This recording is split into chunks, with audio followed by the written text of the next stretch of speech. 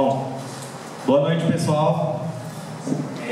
A gente vai dar seguimento aí às atividades do Colegiado Curso de História e do Centro Acadêmico em relação aos 50 anos do golpe de 64. E hoje nós temos a palestra que já foi dada de manhã, intitulada A Ditadura no Oeste do Paraná, pelo professor Gilberto Calil, professor de História aqui da casa. Acho que a maioria de vocês conhece, dispensa apresentações. E assim, só lembrando também que essa programação que a gente preparou, que é essa conferência e a mostra do vídeo Bodas de Sangue, produzida pelos professores do curso de História, fazem parte também da programação do Comitê Memória, Verdade e Justiça do Oeste do Paraná, que também está trabalhando em cima disso em toda a região, principalmente nessas datas. Então, eu chamo à mesa o professor Gilberto. Muito obrigado pela presença.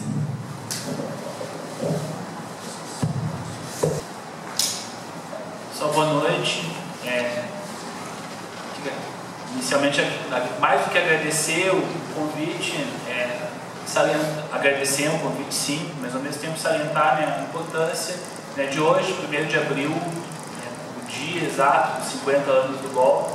Embora essa polêmica do dia do golpe seja de menor importância, mas os movimentos de resistência sempre reivindicaram que o golpe foi em 1º de abril, então acho que é salientar a importância no dia de hoje, assim como em quase todos os cursos de história, em quase inúmeros lugares estão acontecendo atividades. Eu estava agora há pouco em Toledo, na reunião do comitê, o Luiz Palmar vai dar uma conferência lá também no campus de Toledo. Então eu queria saudar a iniciativa, especificamente do centro acadêmico, mas no contexto das atividades do comitê, de ter uma atividade aqui hoje para marcar os 50 anos.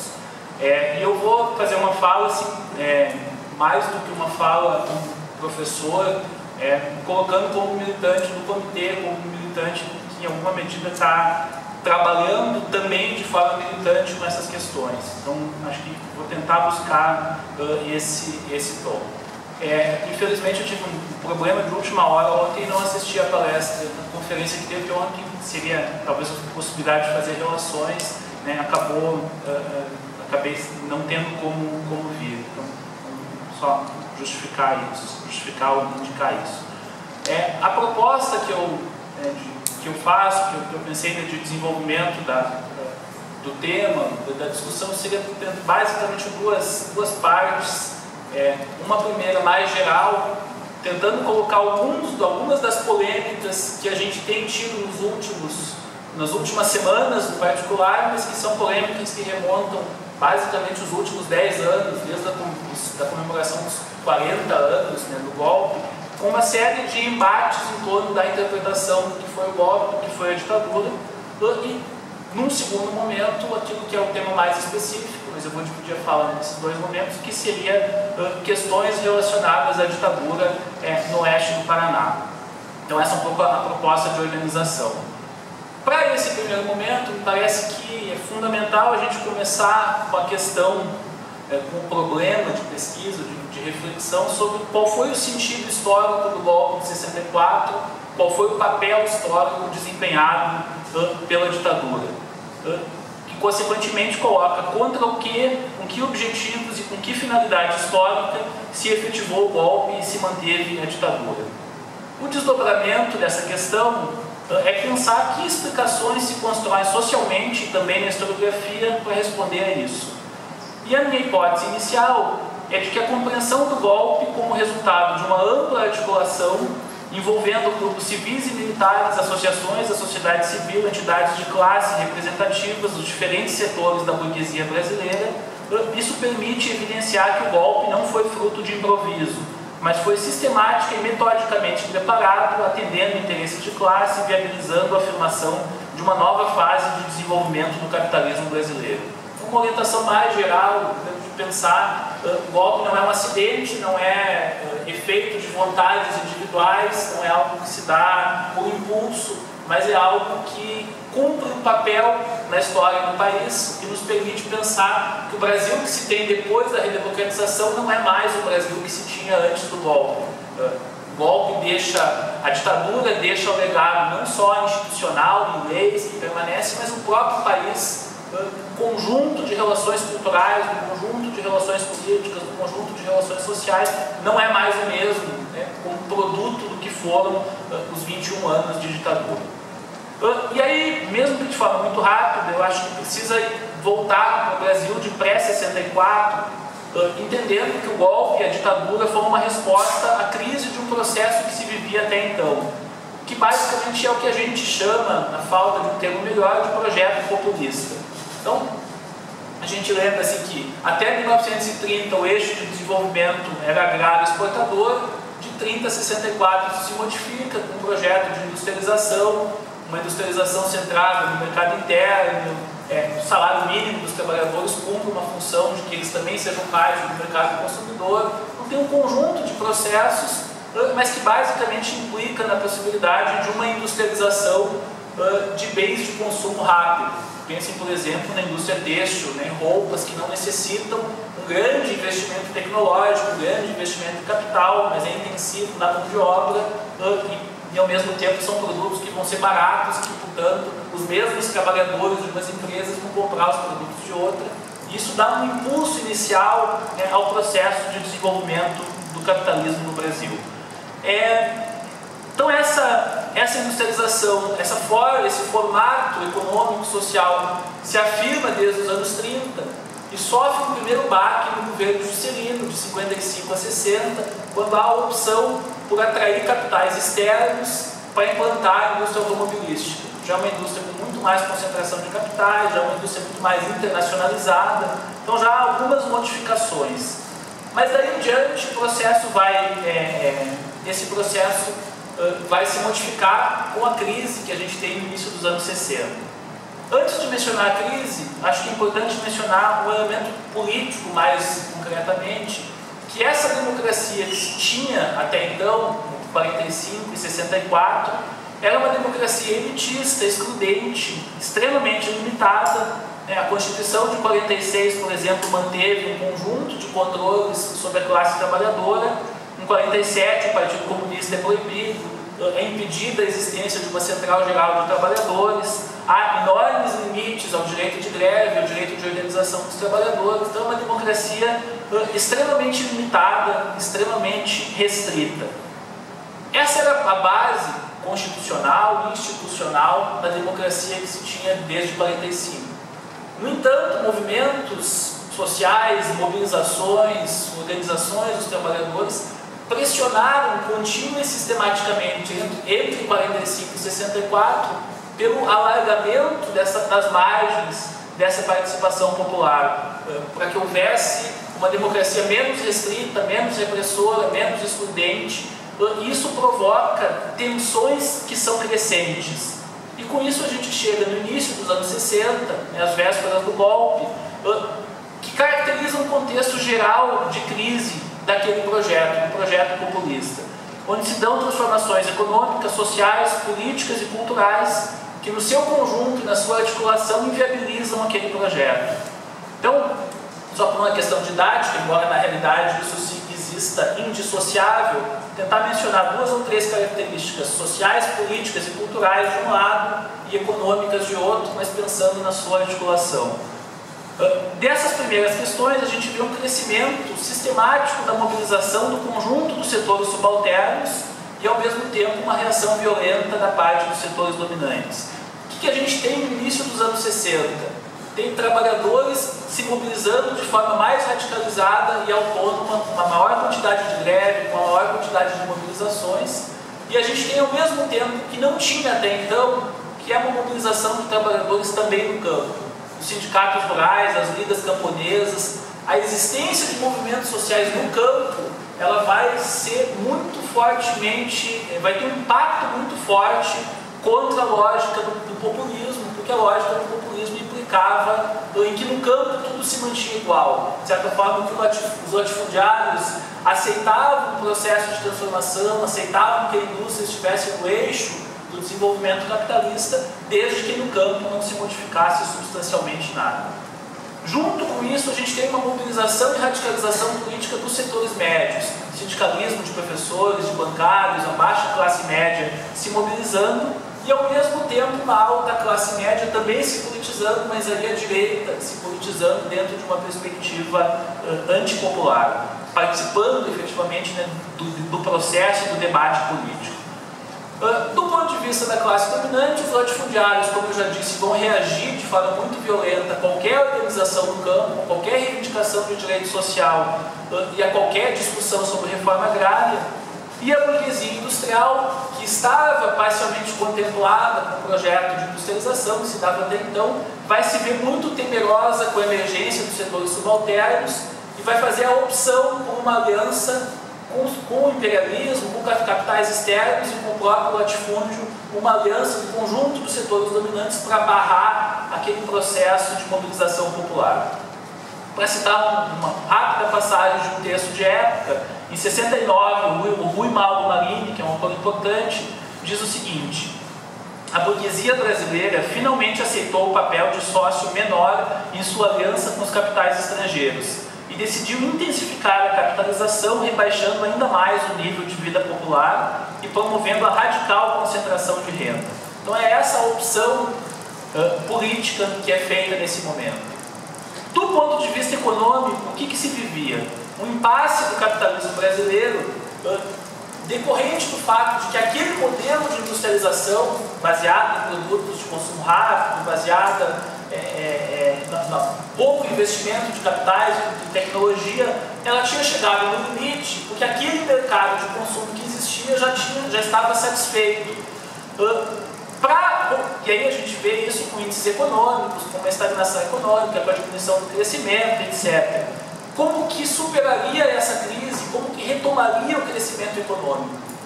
Duas possibilidades totalmente antagônicas. Uma seria promover uma ampla reforma agrária, estendendo os direitos sociais ao campo, e aí a consequência disso seria incorporar como consumidores, incorporar nesse mercado de consumo 5 milhões, pelo menos 5 milhões de novos consumidores, esses trabalhadores rurais que passariam a ter direitos que até então não tinham. A segunda possibilidade, que é antagônica a essa, seria efetivar a passagem a uma nova fase de industrialização de bens de consumo durável através de 3 medidas básicas. Preste atenção nessas medidas, porque a ditadura vai ser exatamente a efetivação disso. Primeiro, a associação subordinada ao capital externo. Segundo, uma radical diminuição dos níveis salariais e dos direitos dos trabalhadores. E terceiro, a promoção de uma violenta concentração de renda, criando uma alta classe média com elevado nível de consumo.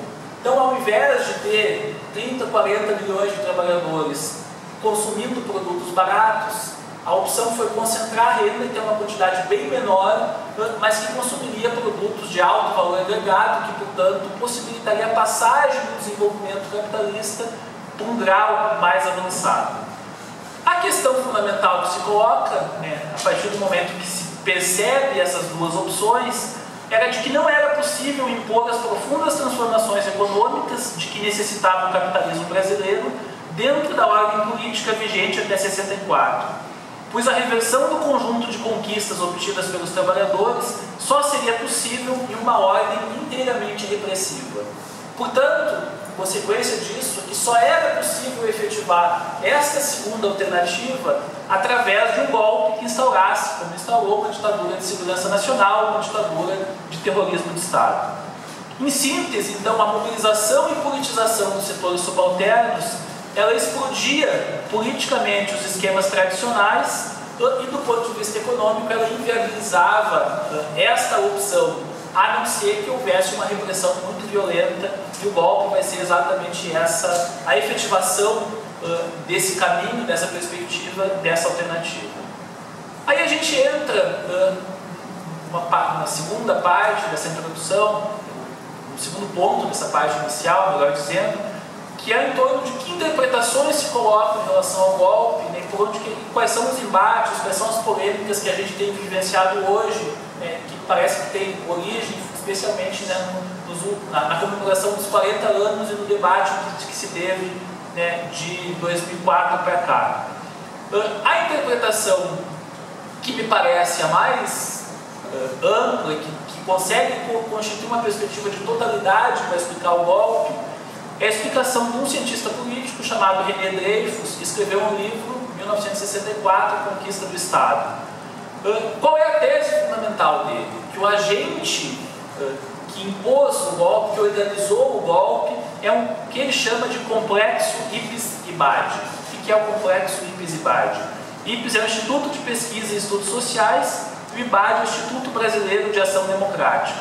Eles foram formados em 61, financiados diretamente pela CIA e pela grande burguesia brasileira e por multinacionais. Por exemplo, Texaco, Shell, Shell, Bayer, General Electric, IBM, Coca-Cola, Souza Cruz, etc, etc. É importante nessa perspectiva que o imperialismo não é um elemento só externo, não é os Estados Unidos, é também os Estados Unidos, mas também são capitais nacionais que participam diretamente da conspiração e do núcleo que impulsiona o golpe de Estado. Na interpretação dele, o Ipes permitiu a unificação de diversos setores da burguesia brasileira, industrial, comercial, agrária, em torno do golpe de Estado. Em 1962, por exemplo, nos dados que ele trabalha, o Ipes colocou 5 milhões de dólares, tem uma enorme inflação de lá para cá, é bem mais do que isso hoje, para financiar as campanhas dos candidatos de oposição ao governo João Goulart, que era uma expressão dessa perspectiva de tímidas reformas. De tímidas, mas que no momento que falavam em reforma agrária assustavam já eram vistas como comunistas. Por mais distantes do comunismo, eram vistas como se fosse. 5 milhões de dólares são investidos e a bancada janguista, a bancada que apoiava o governo, aumentou na eleição. A derrota da direita na eleição de 62 é decisiva para a opção desses setores pelo golpe de Estado. Entre 63 e 64, então, vai ter curso uma ampla propaganda golpista, revistas, folhetos, livros, filmes, a organização de manifestações de massa, como as Marchas da Família, que pateticamente foram reproduzidas na última semana, mas com 800 pessoas no país todo, que é um grande alívio, e o apoio à atividade conspiratória no interior das Forças Armadas, inclusive corrompendo diretamente com malas de dólares alguns dos oficiais. A partir do Dreyfus, há uma questão que é muito polêmica hoje, que talvez seja, do ponto de vista da historiografia, o maior embate que se tem hoje. O Dreyfus, como coloca essa ênfase na conspiração feita pela burguesia, ele usa o termo civil-militar. E, ao mesmo tempo, ele usa o termo empresarial-militar. Uma série de autores, em especial Marco Villa, o Daniel Arão, dois autores que estavam ontem no Roda Viva, se alguém teve a oportunidade de ver, se não, isso está no YouTube, acho que é um programa extremamente interessante, que entrevistou o Albino Afonso, que foi ministro do governo Jango. Esses historiadores usam o termo civil-militar, mas não com uma conotação de classe, não dizendo que foi a burguesia, foram esses setores concretamente, mas subentendendo que a sociedade civil, genericamente falando, apoiou o golpe, ou que uma parcela expressiva da sociedade apoiou o golpe. Então, só para a gente não confundir, quando fala no Dreyfus, quando o Dreyfus fala em civil militar, ele está falando em empresarial ou burguês militar. O eixo central da interpretação dele é a relação entre a emergência de um novo padrão de acumulação capitalista nos anos 50, centrado no processo de internacionalização monopolista da economia brasileira, a partir da implementação do setor de bens de produtos duráveis e a organização política desses setores no interior do Ipes. Então, com isso, a gente vê que tem uma perspectiva, até a pretensão de ter uma interpretação de totalidade, uma interpretação que articule os diferentes elementos, buscando o sentido mais geral desse processo. Há 10 anos atrás, no contexto dos 40 anos, foi lançado um conjunto de livros do jornalista Hélio Gaspari, uma série de 4 livros, com 500 páginas cada um, sobre a ditadura. A ditadura escancarada, a ditadura envergonhada, a ditadura escancarada, a ditadura derrotada. Esses 4 livros tiveram um impacto muito grande. Eles venderam mais de 400 mil exemplares. Eles tiveram um investimento de 2 milhões de reais da Companhia das Letras, dinheiro, que foi para dar estrutura e condições para que esses livros fossem produzidos. Então, quando a gente consegue um financiamento de 20 mil reais com o CNPq, a gente solta foguete. Dá para ver a diferença, né, do que é contar com 2 milhões de reais. Esses livros estão sendo relançados agora, na semana passada, em tiragens de 30 mil exemplares cada um. Então a gente vê o impacto, capa, né, de revistas, de cadernos de cultura dos jornais, vitrine das grandes editoras. E o que este jornalista interpreta? Bom, Geisel é secretário de imprensa, trabalhou diretamente com o governo Geisel. Então, não é exatamente alguém inteiramente isento, né, ou distante. Só esse dado eu acho que é importante. De partida, a interpretação dele condiciona a demarcação temporal até o ato institucional número 5, que ele chama de uma ditadura envergonhada. Teria sido ditadura dura, de fato, e não ditabranda, ditamole, ditadura envergonhada, só de 69 até 74. Então, de 21 anos, ele reduz para 5. A ditadura mesmo são só esses 5 anos na sua interpretação. De 74 a 78 é a preparação da transição, e 79, na interpretação dele, já não tem mais ditadura, já é o processo de abertura. Já vou comentar um pouquinho sobre o que eu acho disso, podem já saber de antemão que eu acho absurdo, eu vou justificar um pouquinho mais, mas é importante marcar a repercussão que isso teve no interior da historiografia.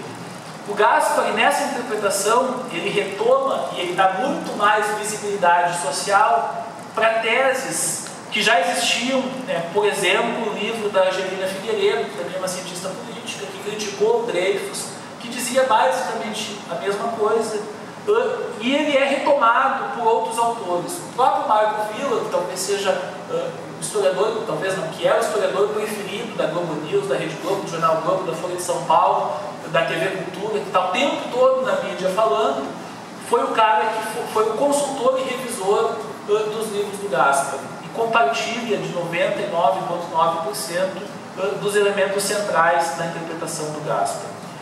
Quais são as principais teses? Bom, de manhã eu falei de 12 teses do livro, e depois eu me perdi no tempo, então eu vou falar das 4 só, cortei um monte de coisa, das 4 que me parecem ser as 4 mais importantes. A primeira delas, o Gaspari, o jornalista Hélio Gaspari, sustenta que havia um golpe de esquerda em curso e que o golpe militar foi uma resposta a ele. Citando, havia 2 golpes em marcha. Montejano viria amparado no dispositivo militar e nas bases sindicais que cairiam sobre o Congresso, obrigando-o a aprovar um pacote de reformas e a mudança das regras do jogo da sucessão presidencial. Ontem ele basicamente reproduziu, enquanto entrevistador do Almino Afonso, o Marco Villa reproduziu essa afirmação, essa hipótese, e o Almino Afonso só riu. Disse, mas com que base que se contaria para o Jango dar um golpe de Estado, ou além da esquerda dar um golpe de Estado naquele contexto, né, da direita organizada, mobilizada, e da maior parte, da grande maioria dos quartéis, compartilhando uma perspectiva absolutamente conservadora. E aí ele inclusive disse uma frase que eu achei ótima, né? Villa, você faz história como quem lê jornal. Ou seja, de certa forma, sem muita sutileza, dizendo que falta reflexão metodológica, que falta reflexão teórica, e que isso é inteiramente anacrônico, né, e descabido. A segunda tese que se articula com essa é de que Jango era incompetente, e a sua incompetência é a maior responsável pela crise do governo e pela própria queda. Queda é eufemismo, ele não caiu, ele foi derrubado, estou usando a expressão que ele usa. E ele faz um perfil psicológico. Jango seria vacilante, medíocre e raquítico. Sua biografia raquítica, citando o Gaspari, fazia dele um dos mais despreparados e primitivos governantes da história nacional.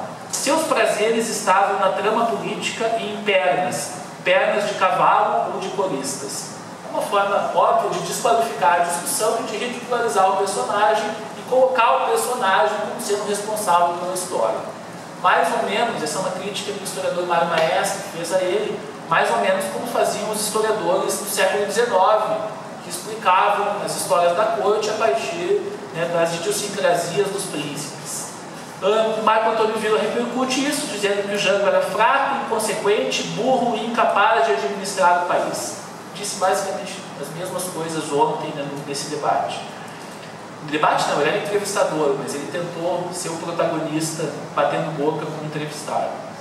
Em fevereiro de 64, uma pesquisa do IBOP, feita em 8 capitais, indica que se Jango pudesse ser candidato, ele não podia e nem pretendia ser, mas se ele pudesse ser candidato, 50% dos entrevistados, na média, entre essas 8 capitais, votaria nele.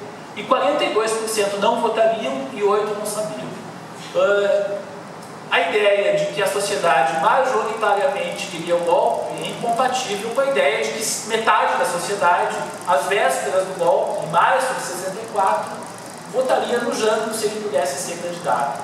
Tem uma outra pesquisa feita em alguma cidade do interior de São Paulo, menos representativa que alguma cidade só, que entre ótimo, bom e razoável, 70% dos entrevistados considerava o governo Jango.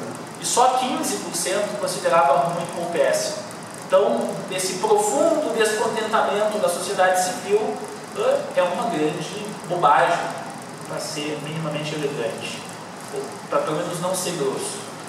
E a terceira tese dessas que eu vou mencionar agora é de que o verdadeiro golpe militar se deu em 68, quando os setores duros assumiram o controle, com a posse de Costa e Silva e com o ato institucional número 5. E aí ele revela uma enorme admiração pelo Castelo Branco, que era um homem culto, que lia não sei quantas línguas, que gostava de poesia, de artes, fala um monte do perfil psicológico do Castelo Branco, o que para mim não muda absolutamente nada a responsabilidade concreta pelos seus atos concretos. O que ocorreu no governo Castelo Branco?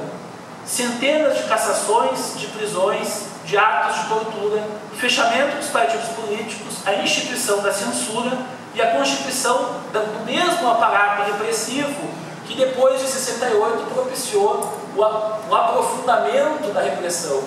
Se entre 69 e 74 o número de prisões, de assassinatos políticos é maior, o aparato repressivo que produziu isso é um aparato que é fomentado a partir do primeiro dia do golpe de Estado. E já logo adiante, quando entrar na questão daqui da região, vocês vão ver como primeiro dia mesmo. A gente teve gente presa no dia 2 de abril, gente presa no dia 4 de abril, aqui em Cascavel, em Capanema, em Cidade Gaúcha, em Barracão, segundo ou terceiro dia. Então, falar que a ditadura começou em 68 parece algo absolutamente irresponsável e politicamente comprometido. E por último, dando um salto, a tese fundamental dos 2 últimos volumes dele, a tese de que Geisel e o seu assessor fundamental, Golbery de Couto e Silva, que é uma espécie de ídolo do Gaspar, Geisel e Golbery, que ele chama de o sacerdote e o feiticeiro, o Golbery seria o feiticeiro, o Geisel seria o sacerdote, são os 2 grandes responsáveis pela abertura política dos anos 70. Eles teriam o enorme mérito de ter derrotado a linha dura e possibilitar a abertura política. Então não foi a oposição, não foi os movimentos de resistência, não foi as diferentes formas de luta, mas foi a decisão do Geisel e a mente brilhante do Golbery que produziram a democratização. Não vou comentar isso, evidentemente que isso é absurdo, mas só vou comentar que se a gente juntar a primeira tese de que os responsáveis pelo golpe foram o Jango e a esquerda, com essa última de que os responsáveis pela abertura foram o Geisel e o Golbery, a gente tem que, na ditadura militar, os militares não foram responsáveis pelo golpe, mas foram responsáveis pelo fim da ditadura.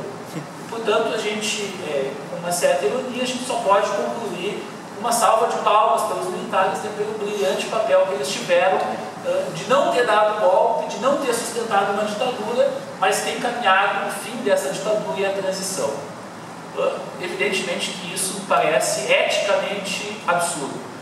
Evidentemente pelo que eu já falei até aqui, nem todos consideram isso. Mas tem um problema ético maior. O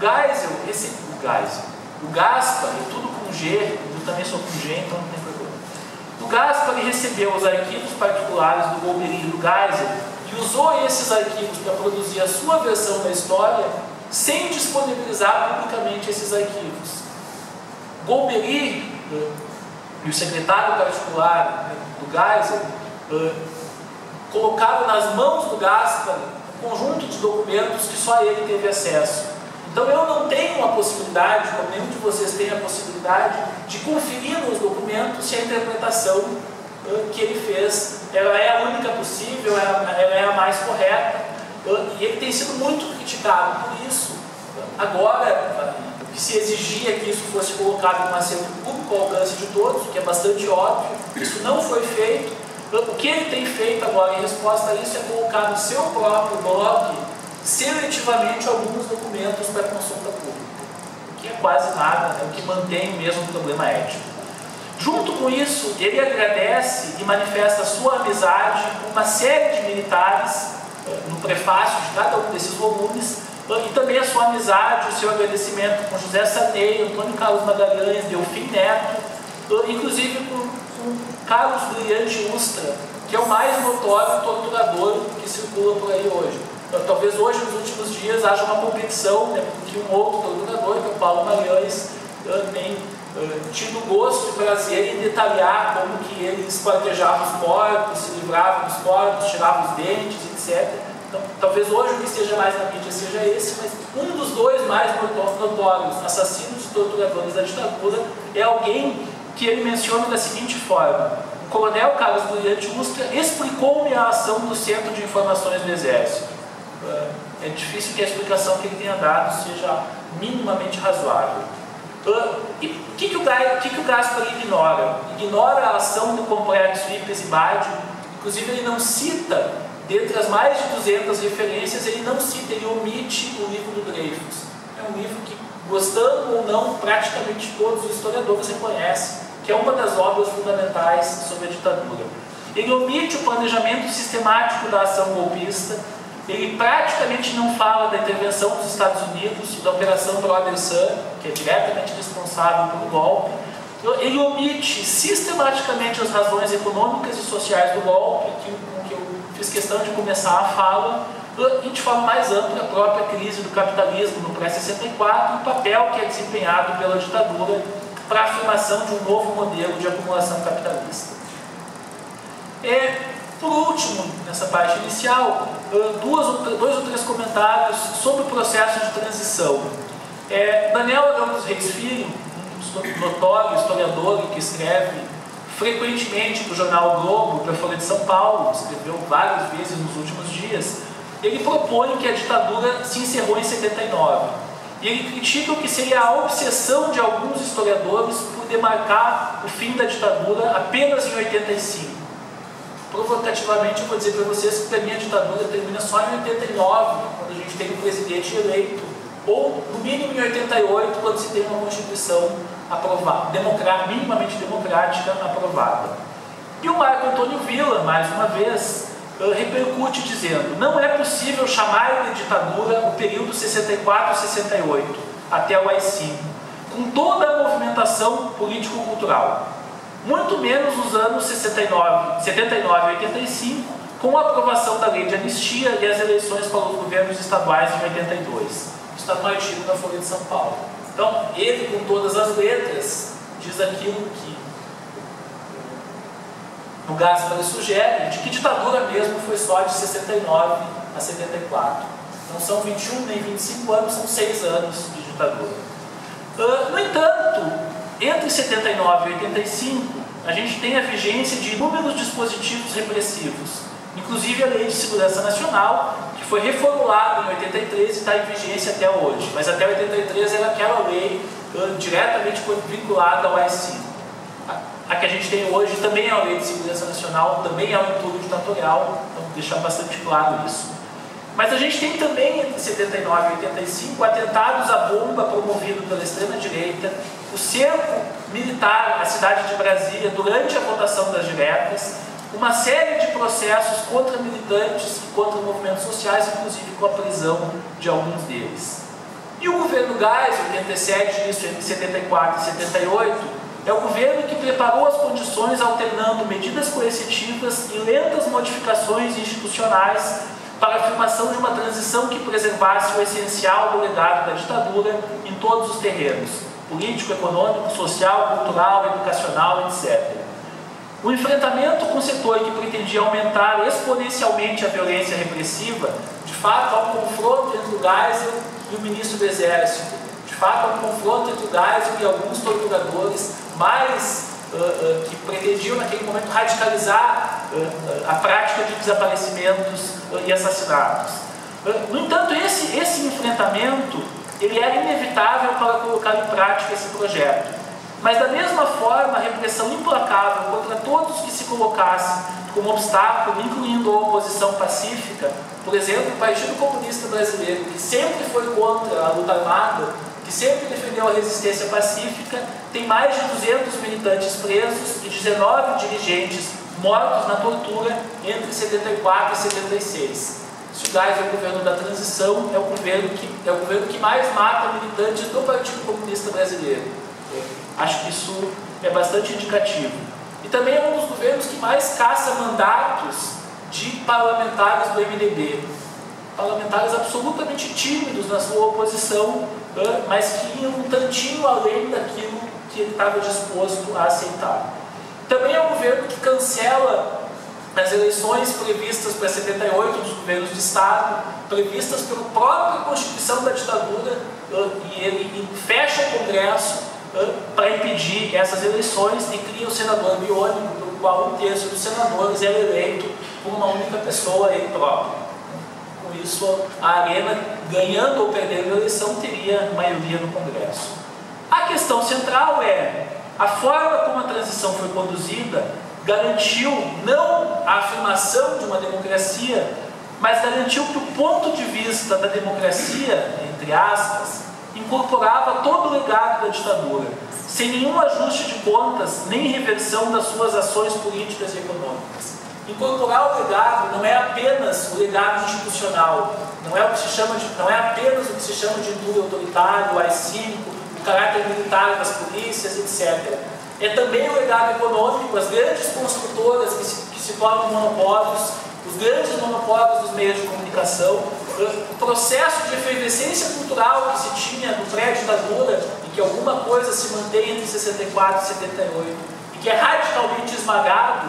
Essa forma de transição impôs uma segmentação completa entre o pré-64 e o pós-85, de forma que não se recupera grande parte daqueles processos de reflexão, de questionamento, de produção cultural alternativa, teatral, musical, etc., que reencontrava raízes nacionais dentro de uma perspectiva nacional popular. Então, há um conjunto enorme de descontinuidades que são garantidas pela forma com que a transição se deu. Consegui não me perder no tempo nessa primeira parte, exatamente 30 minutos, então eu vou conseguir falar sem me atropelar muito e conseguindo no finalzinho passar um trecho de um depoimento que eu acho que é fundamental, o que é essa segunda parte sobre a ditadura no oeste e sudoeste do Paraná.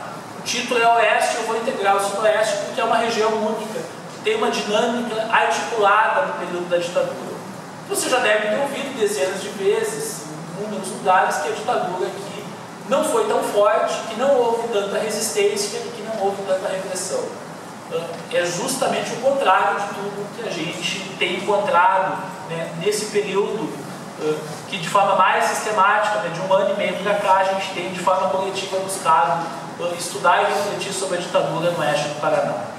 Eu vou mencionar 8 casos, de forma muito rápida, que a gente tem encontrado, poderia mencionar outros, fiz uma seleção, mas que mostram um pouco a diversidade de situações de resistência e a violência com que a repressão se efetivou na nossa região. A primeira delas, e boa parte disso eu estou referenciado nos depoimentos que a gente teve na audiência da Comissão Estadual da Verdade, em Cascavel, na semana retrasada, e também na audiência da Comissão Nacional da Verdade, em Foz do Iguaçu, no ano passado, em junho do ano passado. O primeiro desses, que se viu basicamente na audiência na semana passada, foi a repressão aos grupos dos 11. O que eram os grupos dos 11? Eram militantes nacionalistas, brizolistas, que no pré-64 se organizaram com a perspectiva de impedir um golpe de Estado, de resistir ao golpe, caso ele se desse.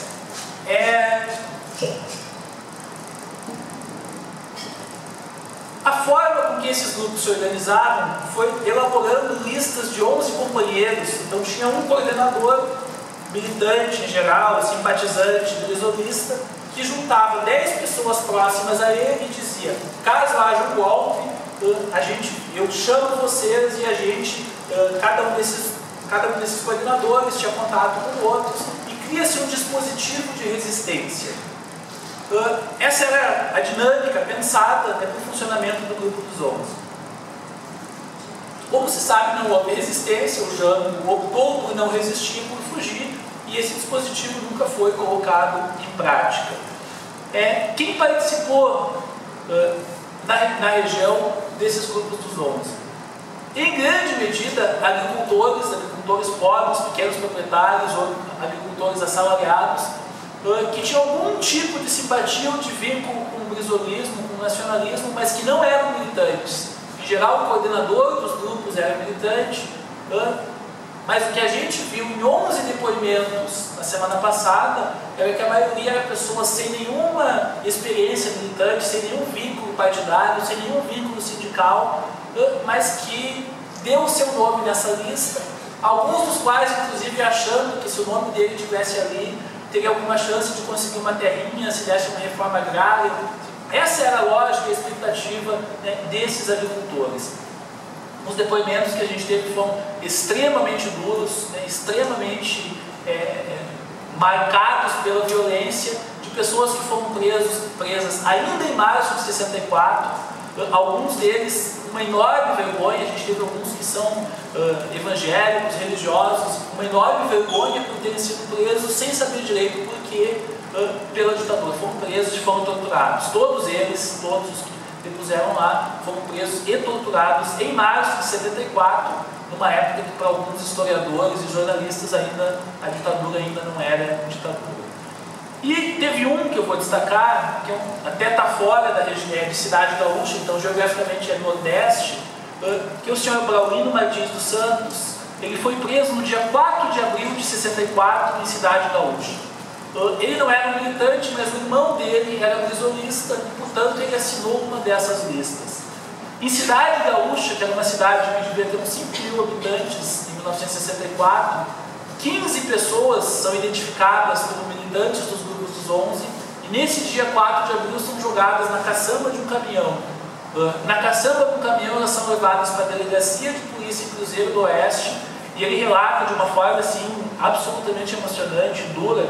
Quando chegou lá, a caçamba abriu e despejou-os no pátio como se fossem sacos de lixo. Quando ele me falou, ele não estava previsto para falar, ele ouviu falar da audiência e foi lá e disse que gostaria de falar. Quando ele me falou e contou isso, as duas filhas dele estavam juntos com ele e começaram a tremer. Ele nunca tinha conseguido expressar, nunca tinha verbalizado na íntegra essa experiência. Esse senhor permaneceu 104 dias, ele é levado de Cruzeiro do Oeste para Curitiba, ele sofre sucessivas torturas do pau de arara, sucessivos espancamentos, é tratado como um subversivo a partir da lógica que se implementou ainda em 64 no presídio do AU, que é o mais conhecido, né, centro de repressão e tortura do estado do Paraná. Então isso, para mim, isso responde de uma forma irretorquível as teses de que a ditadura só foi de fato violenta em 68, nem falo nas teses de que a ditadura só atingiu os militantes da luta armada, ninguém cogitava a luta armada, isso não fazia o menor sentido no ano de 1964. Então, isso tem uma importância política, inclusive no sentido de que, infelizmente, a Comissão Nacional da Verdade basicamente gosta de ouvir aqueles militantes de classe média, que eram militantes estudantis, aqueles muito poucos e muito conhecidos, e trabalhar basicamente em cima dos casos que já são mais trabalhados. Quando a gente descobre essas situações de trabalhadores pobres, camponeses, trabalhadores agrícolas, que foram objeto de uma intensa violência política, mas que era articulada com a violência social, com a violência econômica que eles vivenciavam também, acho que esses casos têm uma importância ímpar, né, e a gente não pode deixar de recuperar suas histórias. O segundo, esse eu detive um pouquinho mais, porque eu acho que esse primeiro é fundamental. O segundo é a Operação Três Passos, algo absolutamente pouco conhecido, mas foi o primeiro heróico, mas ao mesmo tempo brancaleônico, digamos assim, tentativa de impor um movimento de resistência armada à ditadura. Em março de 65, quando se completava um ano da ditadura, 23 agricultores e militares nacionalistas, também brizolistas, na cidade de Três Passos, no Rio Grande do Sul, com 2 espingardas, tomam um quartel, tomam a delegacia e o quartel, conseguem algumas armas, tomam a rádio e fazem um pronunciamento político e saem em direção, fugindo da polícia, em direção ao Paraná, esperando que em outros lugares, outros grupos fizessem o mesmo. Ninguém mais faz o mesmo, eles conseguem ser bloqueados, e há um confronto na cidade de Capitão Leônidas das Marques. Na sequência desse confronto, eles se rendem, eles negociam uma rendição com o exército que garantisse a integridade física, e no momento que eles se rendem, há uma história que foi contada na audiência pública por 2 militantes, inclusive por aquele do Valdemar Nunes, que foi o líder desse grupo nesse momento, que negociou a rendição, que o comandante da operação recebe uma ordem que dizia: guerrilheiro morre em combate, não deve sobreviver ninguém. Nesse momento eles tiveram a ordem de que todos já tinham se rendido, portanto não seria em combate, mas seria, por um detalhe que não se teve aqui em Capitão Leônidas das Marques, o primeiro grande massacre da ditadura. Aquilo que muitos anos depois se teve no Araguaia, com militantes do PCdoB, quase ocorreu com militantes nacionalistas aqui em Capitão Leônidas das Marques. Por que não aconteceu? Porque nesse momento tinha junto ao grupo um jornalista da revista Manchete, credenciado para cobrir a inauguração da Ponte da Amizade, onde o presidente Castelo Branco estava presente, e por ter esse jornalista e presenciar essa situação, não tinha como fazer, como fuzilar, como massacrar esses militantes e depois dizer que tinha sido em combate. Isso mostra da dinâmica da ditadura, isso mostra que era a ditadura que o Gaspari chama de envergonhada, ou sem vergonha. O terceiro e o quarto movimentos que eu vou mencionar são os 2 movimentos de resistência armada, concretamente, que tentaram se implantar na região. O primeiro, mais conhecido, é o MR8, mais conhecido pela presença do Aloysio Palmar, pelas inúmeras conferências que ele já deu por aí. Eram militantes do Partido Comunista Brasileiro do Rio de Janeiro, que rompem com a linha pacifista e que entendem que é necessário, que a única forma de derrotar a ditadura, já após a AI-5, já teve o ato institucional número 5, já não há nenhuma possibilidade de resistência pacífica, de movimento estudantil, de movimento sindical, de passeata, isso tudo já é radicalmente inviabilizado pelo AI-5, e esse grupo decide ir para a luta armada e decide pela estratégia do foco guerrilheiro esperado de Che Guevara. Seria implementar um foco numa região da qual se conhecesse bem, ter mobilidade, fugir de enfrentamentos e com isso conseguir angariar mais militantes e disseminar esse foco. Eles vêm para o Parque Nacional do Iguaçu, permanecem quase um ano circulando de Capanema até Medianeira, de Foz do Iguaçu até Capitão, e fundamentalmente dentro do Parque Nacional do Iguaçu, fugindo de confronto com caçadores e conhecendo esse espaço, até que em um determinado momento, antes de iniciarem as ações armadas, eles decidem desmobilizar, desistir, a partir da informação de que já tinha gente da organização que tinha caído e que possivelmente a ditadura já soubesse. No processo de desmonte, de desmobilização, eles são presos, o Aloysio inclusive, eles são presos na cidade de Cascavel, eles são no mesmo dia torturados em Cascavel, acho que é importante o registro na delegacia de polícia de Cascavel, houve tortura política, e muito mais, de forma muito mais longa e sistemática, torturados em Foz do Iguaçu, no batalhão de fronteira do Exército de Foz do Iguaçu. Depois eles vão para o presídio de Baú, em Curitiba, eles depois são transferidos para Porto Alegre, depois para Ilha Grande, então eles passam pelos diferentes aparatos de repressão, e são violentados, são torturados, são espancados, nesses mais diferentes locais. Então, tem uma pesquisa em andamento em torno disso, no mestrado, que é a pesquisa do Tomás, tem uma série de questões ainda a serem vistas em torno desse processo. O outro movimento de resistência armada é a Vai Palmares, é um grupo de estudantes do Rio Grande do Sul. A Vai Palmares é conhecida por ser a organização da qual participou a presidente Dilma, mas não tem nenhuma conexão com essa ação. Um grupo de militantes estudantis legais, que tinham militância legal, no pós-AI-5, entram na vida clandestina, eles já eram conhecidos, eles provavelmente desapareceriam, eles veem que outros militantes estão desaparecendo, e eles veem o pai de um desses militantes, é um casal, o pai do Luiz André tinha um sítio em Nova Aurora, eles vão para Nova Aurora e se refugiam por lá, eles ficam por algum tempo sem contato com a organização e vão ganhar a vida, de certa forma, dando aula, os dois, o Luiz André e a Isabel, dando aula na escola local e, ao mesmo tempo, esboçando alguma organização política daqueles agricultores. Mais adiante, eles chegam a restabelecer o contato com a organização, eles chegam a receber algum armamento, coisa muito pouca, mas a receber algum armamento, e projetar para um futuro a perspectiva também de um fórum guerrilheiro, de constituição de uma área tática naquela região. A área tática é uma tecnologia da guerrilha.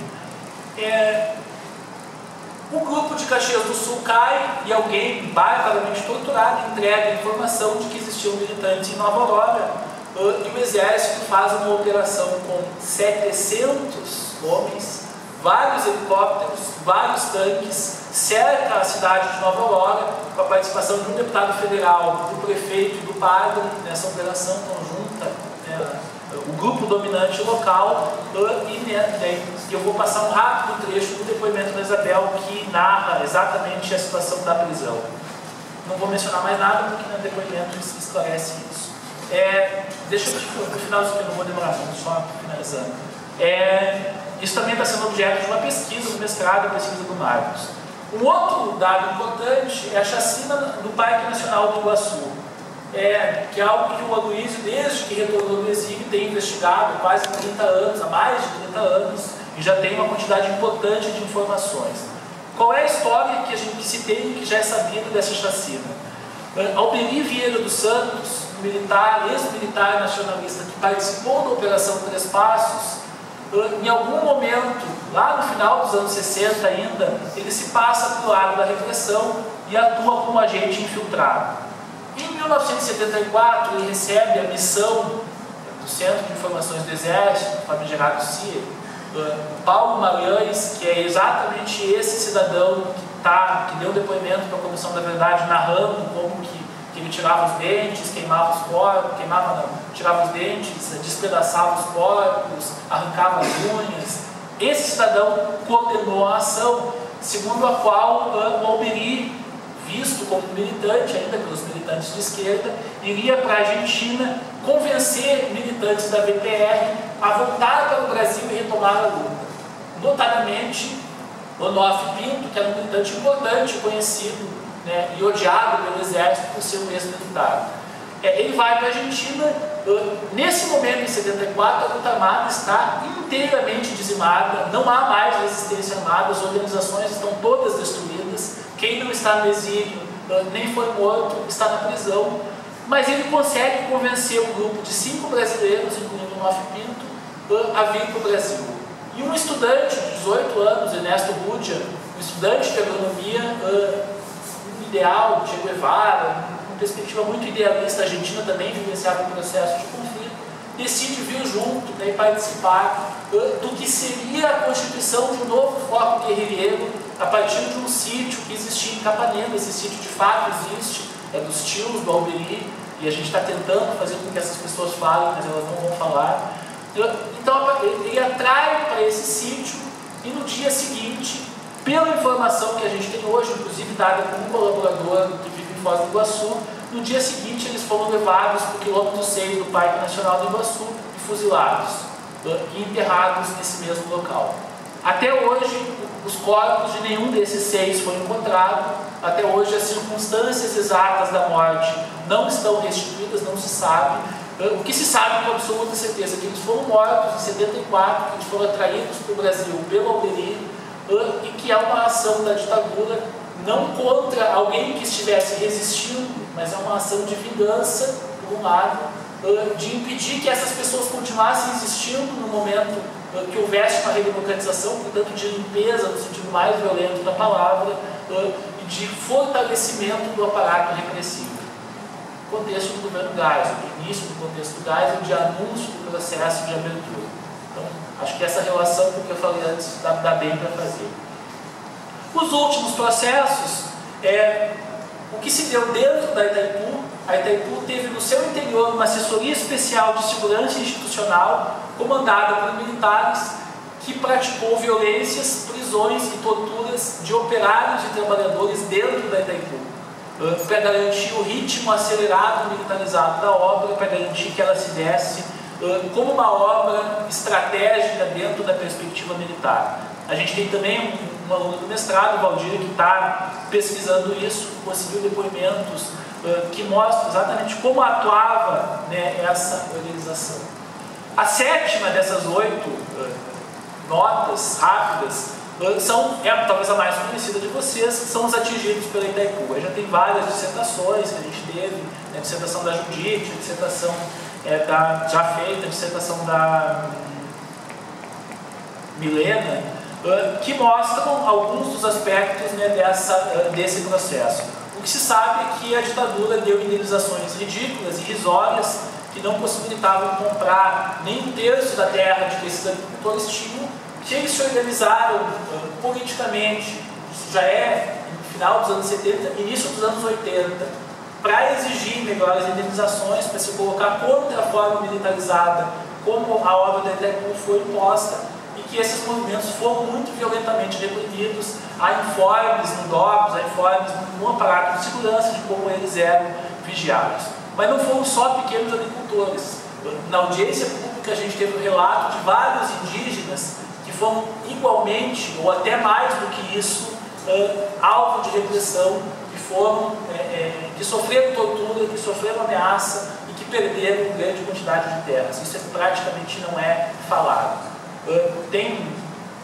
Acho que aqui dá para fazer uma menção. Quando se fala do número de mortos e desaparecidos, se fala de 300 e alguma coisa que são reconhecidos pelo governo, ou 475 que são os militantes nomeados pelos familiares, mas a gente tem de dados mais recentes, pelo menos 1.200 camponeses que foram mortos pela ditadura.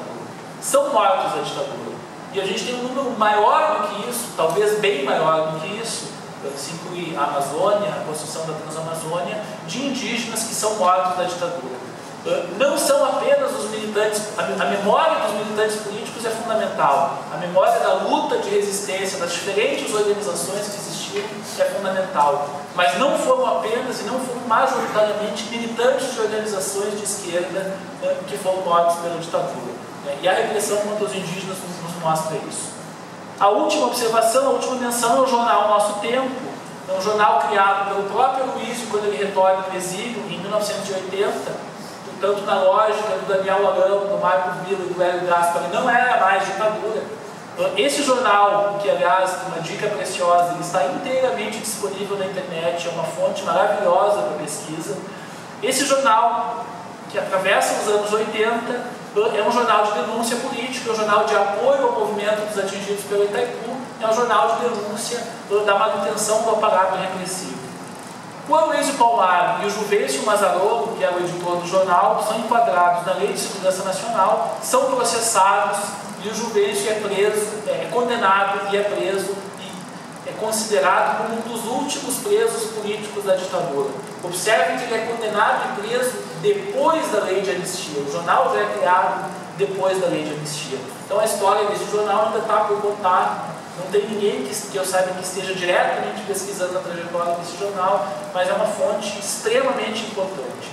Então acho que isso dá um quadro da violência da repressão, seja contra populações locais, como esses camponeses, esses agricultores, em Capanema, em Barracão, em Cruzeiro do Oeste, em Capitão Leme das Marques, em Cascavel, seja contra aqueles que vieram de fora, mas dentro da lógica da perspectiva da resistência, seja a própria chacina do Parque Nacional do Iguaçu. Mas mostra também a qualidade, né, e a importância da resistência. Então eu finalizo assim, enfatizando a questão do comitê, né, que a gente tem constituído um comitê. Hoje a gente teve uma reunião, outras entidades se somaram hoje. A reunião foi hoje em Cascavel, em Toledo. Então, centros acadêmicos, o DCE de Toledo passou a participar. É um centro acadêmico que já participa desde o início das atividades.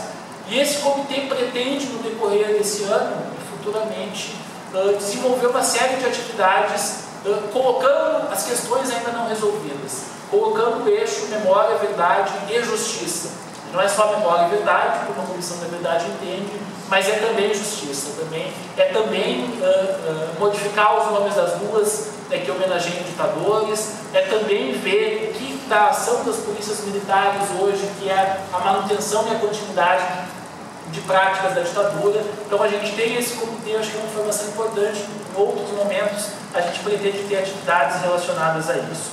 Fora isso, três notícias. Uma que o Aloysio Palmares cedeu o acervo de documentos que ele foi reunindo ao longo desses 30 anos, investigando nos mais diferentes lugares, sobre o MR8, sobre a Vai Palmares, sobre a chacina do Parque de Iguaçu. Ele nos cedeu essa documentação, primeiro como empréstimo, agora hoje ele anunciou que vai doar em definitivo para o CPDAO, e essa documentação foi digitalizada pelo LAMID e nos próximos dias a gente vai colocar ela disponível na internet. É uma documentação extremamente rica. E uma outra documentação são os depoimentos da audiência. Os depoimentos da audiência de Foz já estão disponíveis no YouTube, e os depoimentos da audiência de Cascavel nos próximos dias vão ser divulgados, e há depoimentos absolutamente emocionantes, mas também há depoimentos absolutamente importantes do ponto de vista histórico. A última notinha, que é uma propaganda escancarada. Há alguns dias a gente ficou pronto e a gente está lançando um número sobre 1964, golpe de Estado, de uma revista da qual eu sou editor, que é a revista História Luta de Classes. Então é uma revista artesanal, vendida de mão em mão, que não está em editora, em banca, em site nenhum, mas é uma revista que é produzida aqui, que circula no país todo. Então, se alguém tiver interesse, tem um balanço sobre a repressão, sobre a resistência e sobre a abertura, e especialmente sobre a historiografia em torno do golpe. Se alguém tiver interesse, a gente não tem como dar, tem como vender baratinho por R$10, mas peço desculpas para quem convidou por estar contrabandeando uma propaganda, mas eu acho que pode interessar alguns. E 4 minutos antes de 1 hora, que era o meu tempo limite, consegui minimamente condensar, não sei se fez sentido, se ficou compreensível. É um pouco difícil falar de duas coisas, me pareceu que não tinha sentido falar da ditadura na região sem alguma referência mais geral sobre a ditadura. Então tentei juntar essas duas coisas, e isso nos dá 8 minutos para o depoimento, e aí a gente consegue abrir um pouquinho de debate. Pelo menos o plano do vídeo era passar no intervalo, o intervalo às 9, então não sei, o Lucas que comanda aqui, o Suciar que comanda, mas passaria agora para eu selecionei uma rápida porque são 3 horas de depoimento, da Isabel Fávaro, no momento que ela narra a operação policial na qual ela foi presa e o momento que ela é levada para Foz do Iguaçu. Uma nota só, 2 notas. Uma, ela estava grávida e intencionalmente se provoca, os torturadores provocam o aborto dela. Quem provocou o aborto, quem diretamente torturou, foi um senhor chamado Expedito Ostrovski, torturador de Foz do Iguaçu, que hoje é coordenador do Observatório Social de Foz do Iguaçu e membro da diretoria da OAB de Foz do Iguaçu. A OAB de Cascavel participou da organização da audiência, um colega advogado da OAB se responsabilizou por levar a denúncia junto à OAB. Infelizmente não é uma situação única, em outros lugares há outras pessoas que se reciclam e esquecem e omitem o passado. Durante a audiência em Cascavel foi feito um escracho, já que não tem como punir, tem como ir para frente do local de trabalho dos torturadores e dizer: aqui trabalha o torturador, o fulano de tal. Isso foi feito pelo movimento popular lá em Foz do Iguaçu. Acho que essa é uma referência importante. A outra eu esqueci, pode passar lá nesse.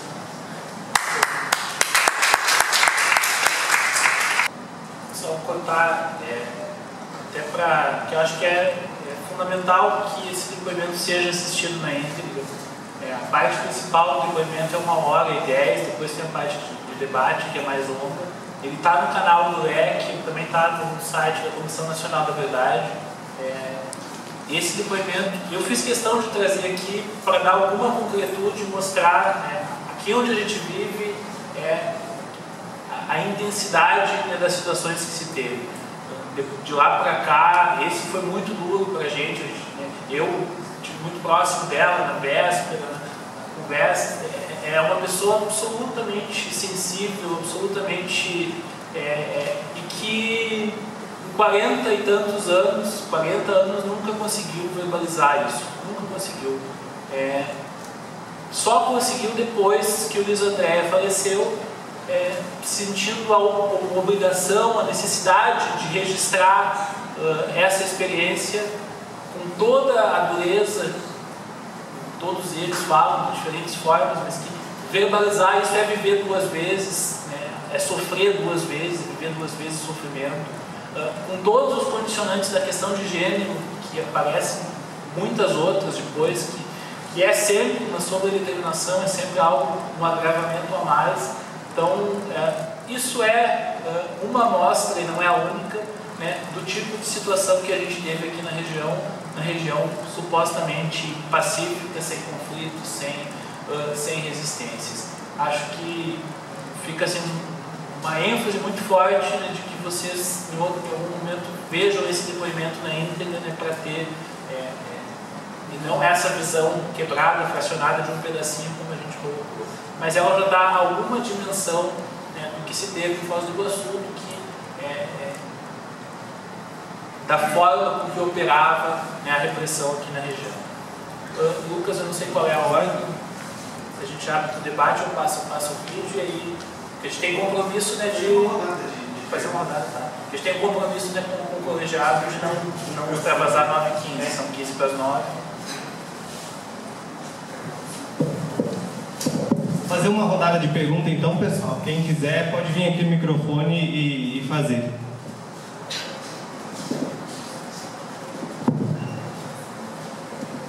Ninguém? Professor? Nicole? Deixa o professor Marcos primeiro.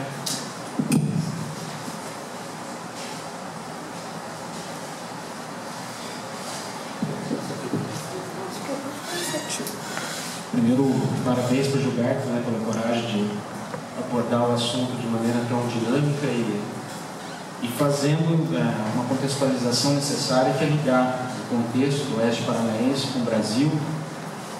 Acho que foi bastante eficiente.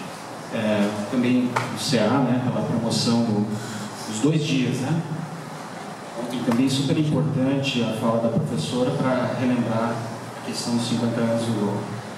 Gilberto, durante a tua fala, né, eu fiquei pensando aqui nas tarefas que a gente ainda tem com relação à memória.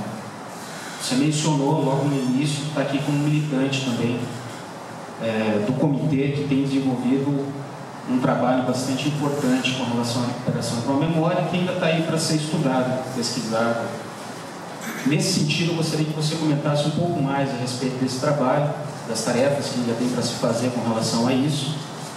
E a lembrança sempre é necessária que a gente está numa cidade, né, que se chama Marechal Cândido Rondon, que tem uma rua 31 de março, né, enfim, uma série de outras questões que ainda estão para serem discutidas desse ponto de vista. Que você comentasse também um pouquinho com relação àquela introdução sobre o tema que você fez. 2 coisas, né? Recentemente, um editorial da Folha de São Paulo falando que não tinha outro jeito, né, de se fazer jornalismo na época que se não fosse apoiando a ditadura, né? Comenta um pouquinho a respeito disso. Eu sei que você tem uma análise bastante equilibrada também a respeito desse contexto. E a outra é a polêmica levantada pela Martina Spora, né, com relação à questão para além da Operação Brother Sun, né, da participação dos Estados Unidos e também do próprio empresariado brasileiro na questão do golpe e a sustentação da ditadura.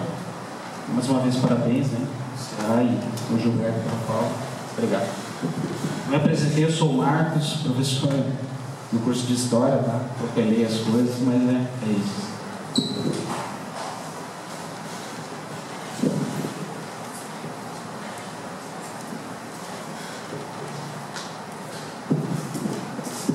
noite.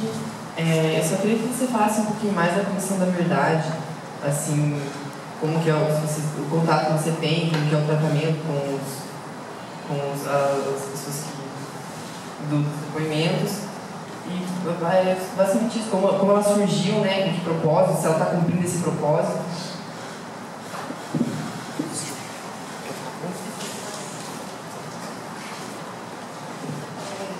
A minha pergunta não é muito diferente da do Nicole e do professor Marcos Vinícius. Eu estive acompanhando, né, a audiência pública em Cascavel, e uma coisa que eu achei muito interessante, apareceu bastante na fala do professor e no próprio vídeo, a tortura psicológica e física.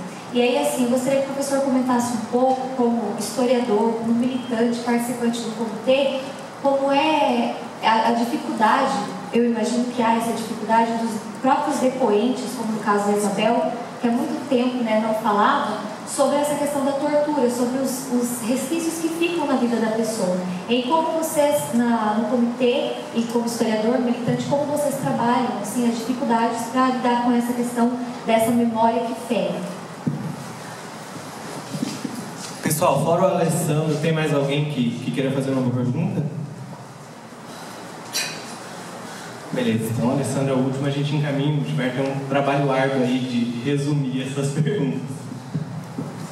Boa noite, pessoal, boa noite, professor. A minha fala vai no sentido que, como hoje está aberto esse debate, eu sou Alessandro, acadêmico do quarto ano do curso de História. Eu gostaria, assim, um breve momento, relatar uma conversa que eu presenciei, na verdade, alguns dias atrás, no auge das manifestações de junho, né, das jornadas de junho, julho, né, de 2013.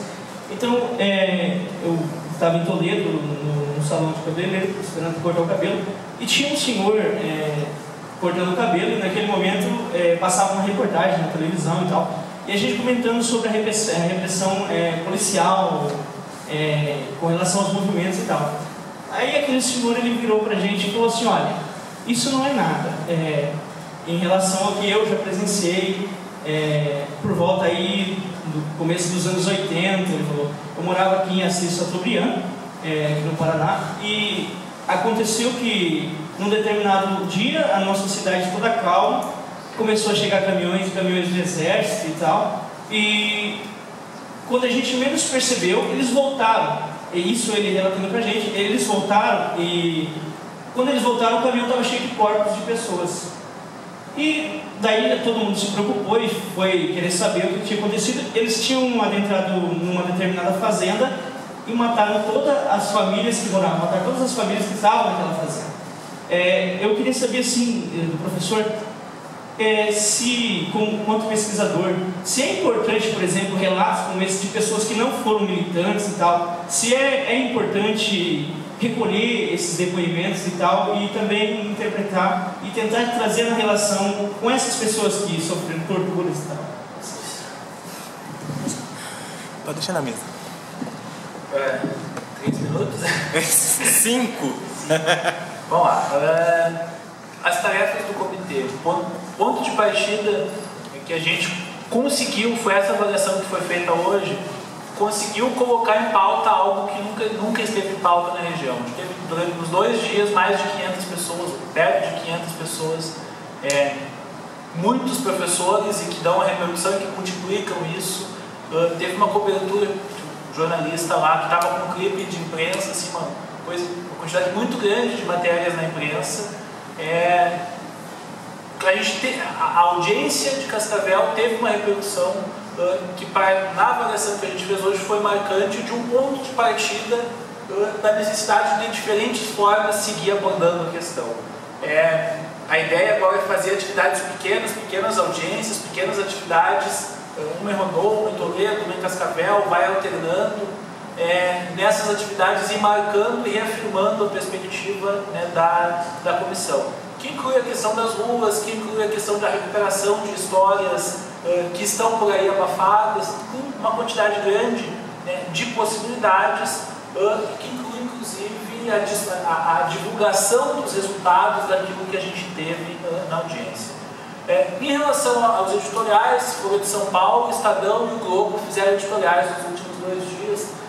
Talvez o Estadão tenha sido mais vergonhoso de todos, que diz: nós não apoiamos um golpe, nós apoiamos um movimento cívico-militar que teve uma ação em 64 que era necessária, mas depois houve um golpe, e esse golpe modificou as coisas, extinguiu os partidos, instituiu a violência, e isso a gente foi contra desde o início. Então a nossa biografia é perfeita, porque a gente apoiou um movimento cívico-militar. E aí entra naquela história, o golpe teve apoio social, o que significa isso? Quais são os desdobramentos e consequências, né, de uma fala como essa?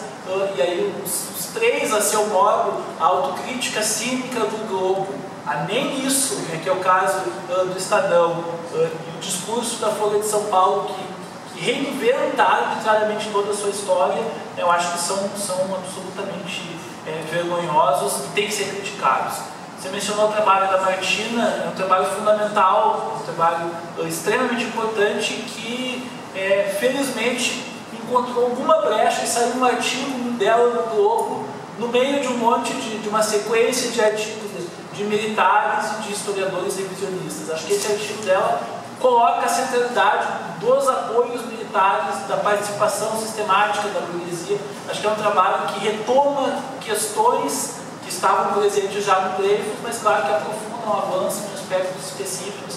Então é um dos trabalhos, assim, existe um movimento de investigação, de reflexão, de discussão que vai contra essa onda que se constitui a partir, que eu simbolizei no Gaspar, mas do ponto de vista da historiografia, Daniel Arão, Marcos Vilas, que são as referências mais conhecidas.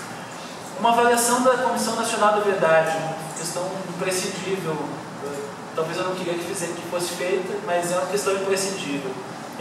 Primeiro, esclarecer, a gente como comitê atuou em Foz do Iguaçu em parceria com a Comissão Nacional da Verdade, mas em parceria quer dizer, eu não sou comissão nacional nem estadual. Em Cascavel a gente atuou em parceria com a Comissão Estadual da Verdade. As comissões são órgão do Estado, Comissão Nacional nomeada pela Dilma, Comissão Estadual nomeada pelo Richa, são órgãos do Estado. Os comitês são movimento social, sociedade civil, prefiro dizer movimento social, são movimento independente do Estado. Então a gente tem, o conjunto dos comitês no Memória, Verdade e Justiça tem uma crítica bastante forte à forma com que a Comissão Nacional da Verdade tem atuado. Ela tem conseguido colocar questões importantes na mídia, sim. Ela tem conseguido desenvolver reflexões sobre aspectos importantes, sim. Mas ela, crítica que eu já mencionei, dá muito mais ênfase às histórias que mais chamam a atenção.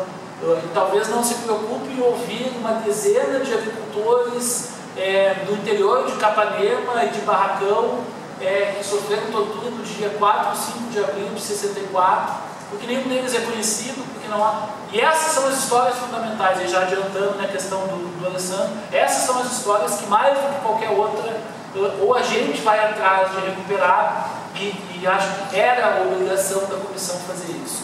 E hoje a comissão, ontem a comissão lançou uma nota muito infeliz, dizendo que o Brasil que nós temos hoje não é mais o mesmo de 64, vivemos em um outro país que deve olhar para frente, em todo o jargão da transição democrática, na forma com que ela se deu, que implicitamente está dizendo, e aí tem uma declaração da presidenta Dilma que explicitamente diz isso, está dizendo: não vamos mexer nas feridas, não vamos atrás de punir os torturadores. E essa é a questão fundamental, a Comissão da Verdade, que, embora ela já não tenha mandato para colocar a questão da justiça, mas tudo indica que sequer no seu relatório ela vai levantar como uma das questões em aberto fundamentais a revisão da lei da anistia. Do ponto de vista da memória, verdade e justiça, não há equacionamento possível das questões relacionadas à ditadura sem a revogação da lei da anistia e o julgamento e punição dos torturadores e genocidas. A questão da tortura, como cada militante tem uma forma particular, própria, tem as questões de gênero, tem militantes que sofreram torturas, aspas, científicas. Quem foi torturado depois, em 70, tem uma tortura diferente de quem foi torturado em 64, que era basicamente espancamento e pau de arara. Em 68, 69, consultores dos Estados Unidos, da França, percorrem o país ensinando técnicas, aspas, científicas de como provocar mais dor, mais desespero, articular a tortura física e psicológica sem acidente de trabalho. Acidente de trabalho é matar alguém que não estava previsto de ser morto. Então, tudo isso incide na forma como cada um reage. Tem pessoas que têm uma enorme dificuldade, tem outras que numa situação falam tudo, na outra situação não conseguem falar. Tem, no Rio de Janeiro, tem um grupo vinculado ao Memória, Verdade e Justiça, que criou uma clínica do testemunho. São ex-militantes que são psicólogos hoje, que trabalham com militantes, buscando uma forma de equacionar, resolver não vai resolver nunca, mas de conseguir lidar, né, com um conjunto de traumas. E por último, a questão do Alessandro, esse é o tipo de depoimento mais imprescindível, mais fundamental, é o que a gente mais está buscando. Para mim, mais do que tudo que a gente previa ter e teve na audiência de Cascavel, se eu fosse simbolizar nenhum depoimento, mais importante foi desse senhor de Cidade Gaúcha, que do nada ouviu falar, apareceu e relatou algo que ele nunca expressou publicamente, e que nos coloca uma informação que não está escrito em livro nenhum, que historiador algum tinha, né, de que jogaram um grupo de agricultores de Cidade Gaúcha na caçamba de um caminhão, e aí tudo o que se teve depois na sequência disso. Não são fáceis de encontrar essas histórias, não é fácil fazer essas pessoas falarem, mas é esse tipo de situação que a gente está buscando recuperar. Pessoal, obrigado pela paciência. A gente finaliza com um vídeo que foi produzido pelos nossos colegas, né, Fala você. Não, só